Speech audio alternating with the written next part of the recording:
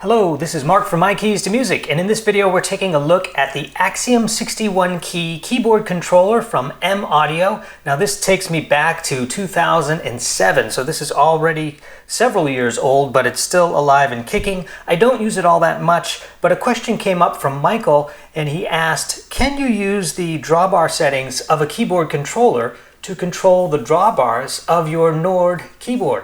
And the answer quickly is yes, you can, and I'm going to show you how to do that in this video.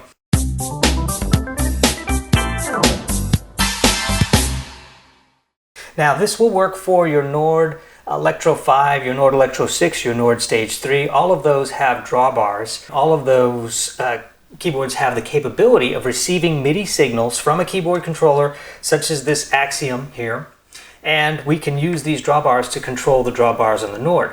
Now a question might come up to say, why in the world would you want to use a keyboard controller when you can just play the Nord itself directly? You have the drawbars there. This makes absolutely no sense why you'd want a keyboard controller. But let me give you a few things that might not seem obvious. Number one, not everyone has an 88 key Nord. They might have gotten the smaller Nord, but if you have an 88 key keyboard controller, then technically speaking, you have 88 keys. You might like the feel on your controller better than the Nord keyboard. So there's one example, key size and capability there. Another great example is, let's say you have a 2 keyboard rig where the Nord is on the lower part of your keyboard stand and you've got a stacked situation where the keyboards are stacked. You might not have an easy time getting to those drawbars on the Nord, but you still might want to have in your rig the keyboard controller as the top keyboard, the main keyboard that you play. So wouldn't it be nice to control those drawbars without having to dig underneath and manipulate the drawbars that way? But with the keyboard controller, it becomes pretty straightforward. Now to do this, you need to know a little bit about MIDI, but you don't have to be a MIDI expert. It's not all that difficult. So what I'm going to show you first is what you need to do to set up your Nord to accept MIDI signals from a keyboard controller, and we'll get started with that right away here.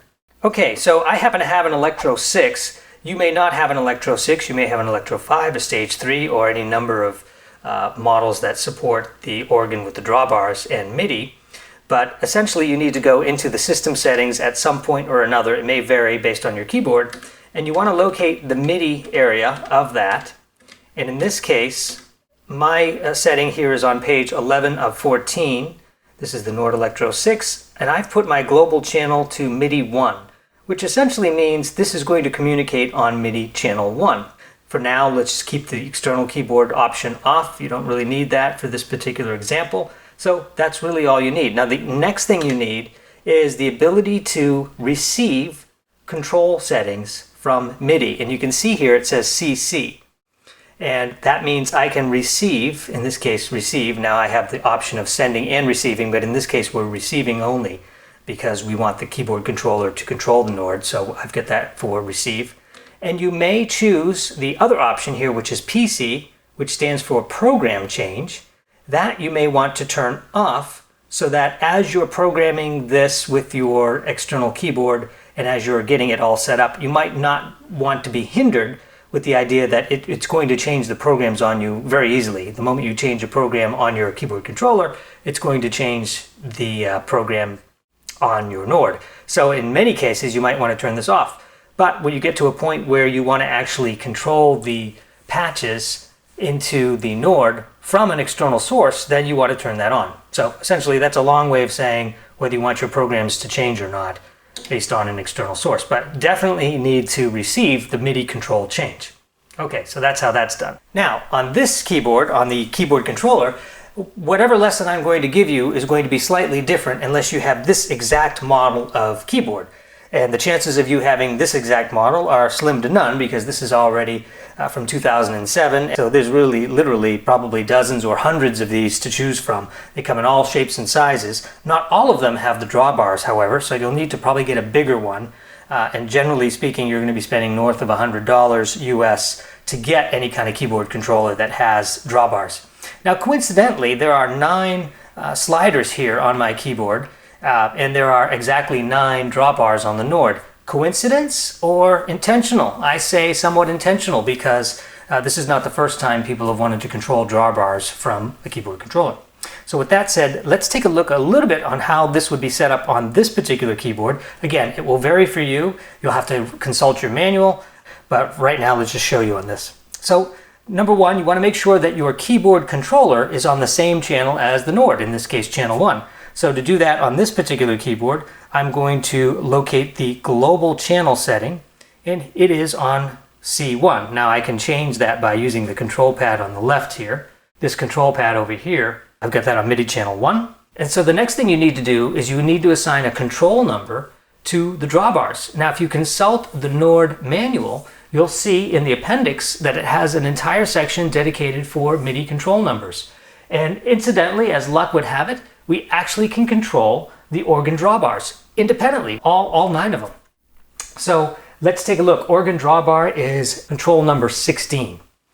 So all I need to do on my keyboard here is to toggle this first drawbar, and I can see that it's set to control channel 20, but we want this one on 16. So let's just click this button called Control Assign, and then I can just type 16 or push 16, just like that. Now this drawbar will forevermore be assigned to 16. You'll need to store these settings here in your controller keyboard. I'm not going to show you how to do that because it literally is different for every keyboard. But I'll do a couple more sliders here and we'll see what that's like. Okay, so drawbar number 2 over here, and you'll note that it has a a reference number 10D10. This one, when I toggle it, it's 9D9. So each one of these controller knobs or buttons or switches actually have a corresponding number, so you know which knob we're talking about. So in this case, I'm going to toggle slider 10.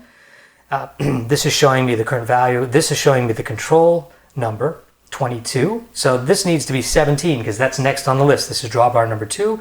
I need that to be 17. So I'll simply push Control Assign, 17. Now that drawbar is assigned. Let's do a couple more here. The third one needs to be 18, so Control Assign 18. The fourth one needs to be 19, so I'll do Control Assign 19. So I'll fast forward this as I continue the drawbar settings, and I'll finish the rest here.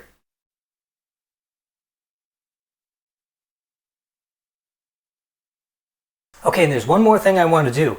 Most of these keyboard controllers actually give you the ability to change these from a simple slider to a drawbar, and I happen to have a setting here. This is really cool to see this. I can push these 2 buttons here, and this little drawbar appears, and that indicates that it in fact is now ready to be a drawbar, so that at the top the value is 0, at the bottom as I pull out it's 127 versus 127 to 0. So it flips the polarity in a sense, or it flips the calibration of that, so that as I pull the drawbars out, they will increase in volume. Okay, so with that said, let me put on the headphones to make sure this is working. Let's just turn on the organ. And I hear nothing, that's a good sign. And as I pull out the drawbars, one at a time,